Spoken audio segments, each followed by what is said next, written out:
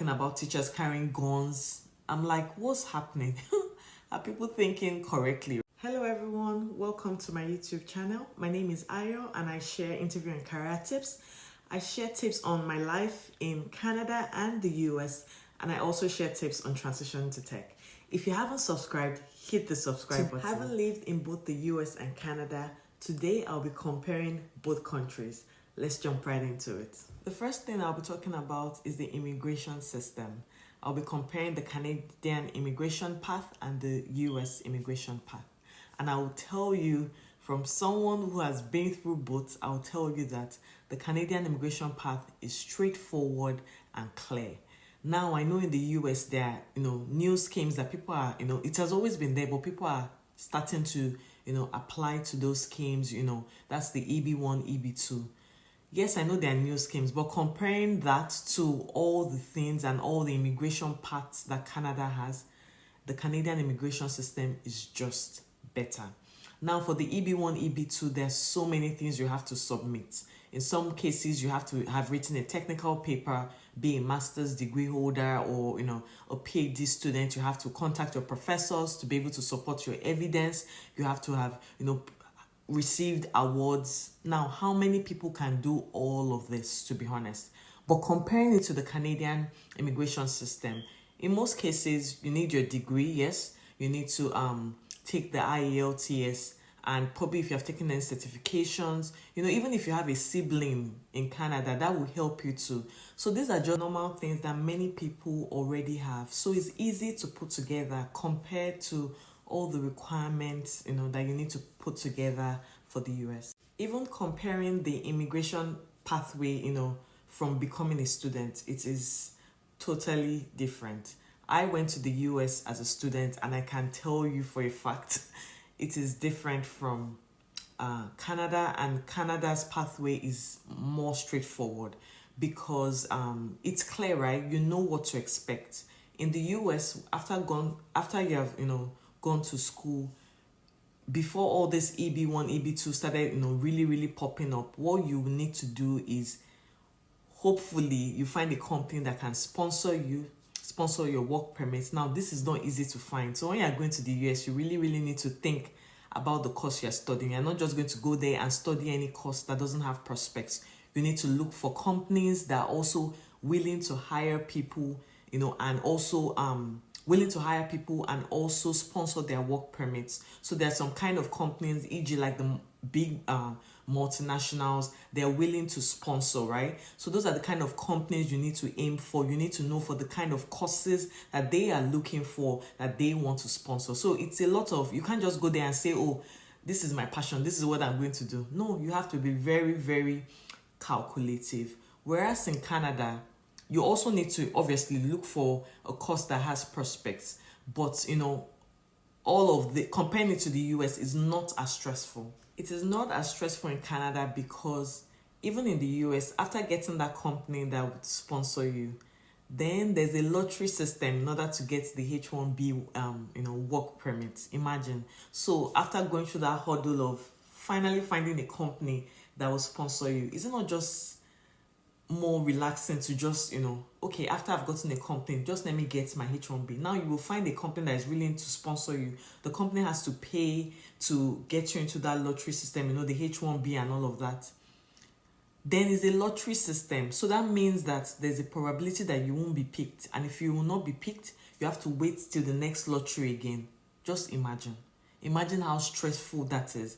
Mentally, physically, I'm telling you, you need to be calculated and you need to be very prayerful because you will need all of this during that pathway. But in Canada, after you've gotten a company, that is willing to sponsor your work permit, then you already start building experience, right? You already start building Canadian experience, and you can use all of this to apply for the express entry. So there's a pathway, and many people go through this, right? And they're successful. That's why you see many people coming to Canada as students. So there's a pathway, and it's easier for you to, get into that, get your permanent residence, and then get the citizenship.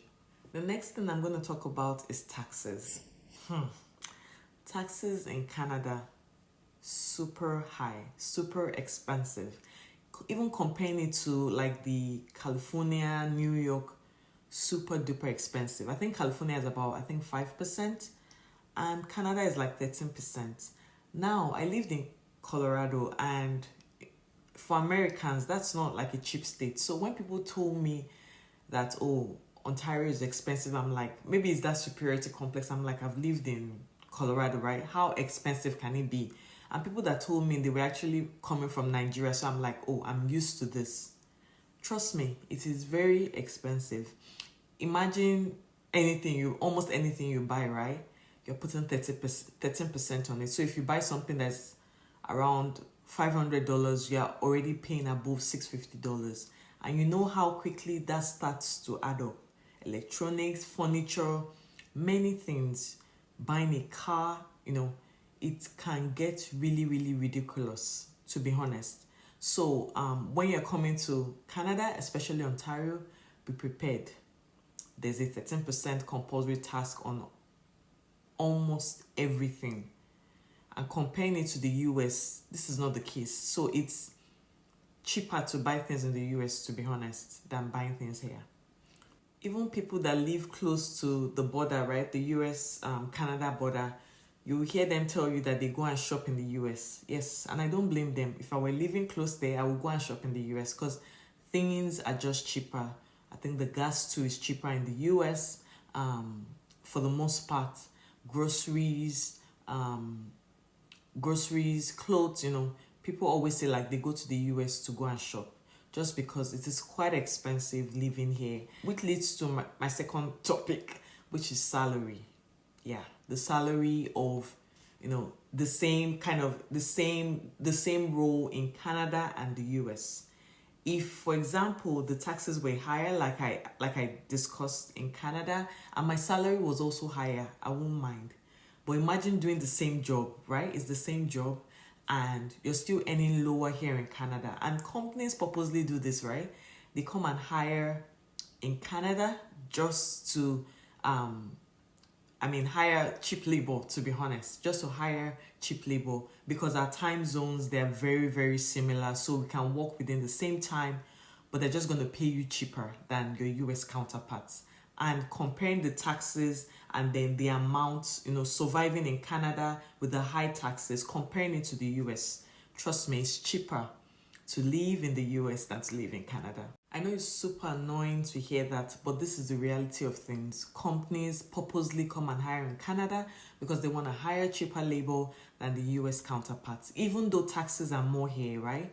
Many things are more here, right? But that's just how it is. They're just going to come and hire you just so it's cheaper than their US counterparts. Although this is also a plus to Canada because, for example, companies that are trying to enter into the American market, because they can afford the US, most times they will come to Canada to hire people, which kind of gives us job opportunities, although the US is a land of opportunities. So that kind of, nobody really gets higher than US. Very few countries get higher than the US. So even though we have opportunities, you can't really compare it to the US, to be honest. But like I said, because of the cheaper salary compared to the US, some companies will prefer to do their business here because they can hire cheaper within the same time zone to service their customers in this time zone.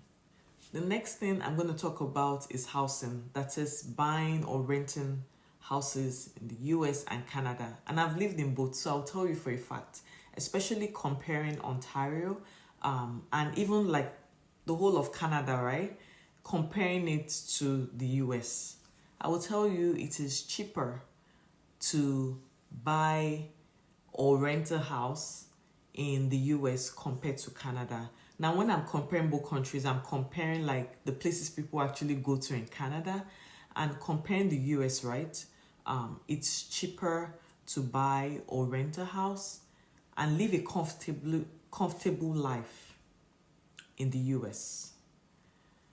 And the reason why I'm saying this is because buying a house here, there's something about buying a house in the US. The houses are big they are majestic, right? You kind of get value for your money.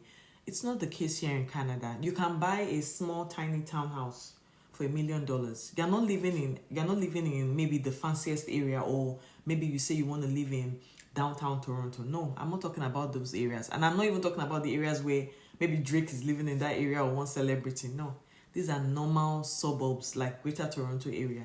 Normal, regular suburbs. Nothing fancy.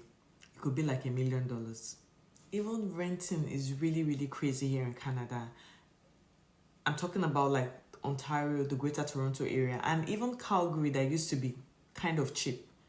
Because people are moving from Ontario there, it's now getting expensive. In Ontario, that's the Greater Toronto area, a one bedroom is averagely like 2,500. One bedroom, imagine. I would talk to some of my friends in the US, they're paying like 2,000 for their mansions in downtown. Now, even comparing the after converting, right, with the currency exchange rate, it's still not as bad. I mean, compared to the value that you're getting. So it's really, really frustrating. The housing here is really frustrating. A small house is going for $1 million, imagine.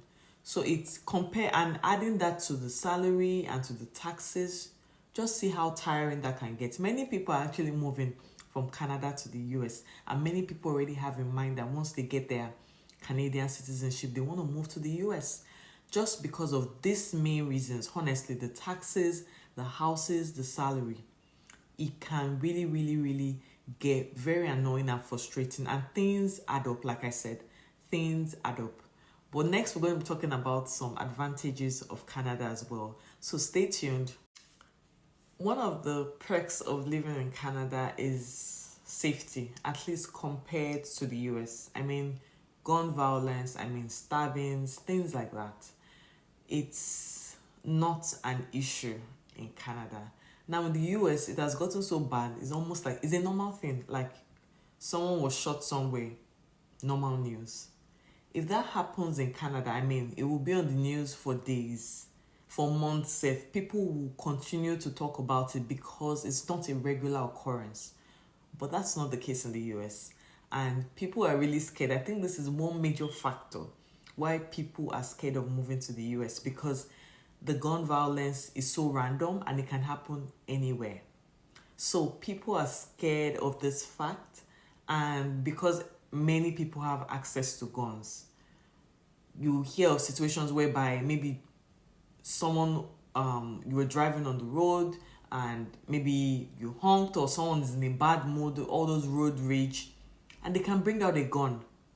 So people are really, really scared of that. And this is something that I don't understand why it should be normalized the way it is in the US.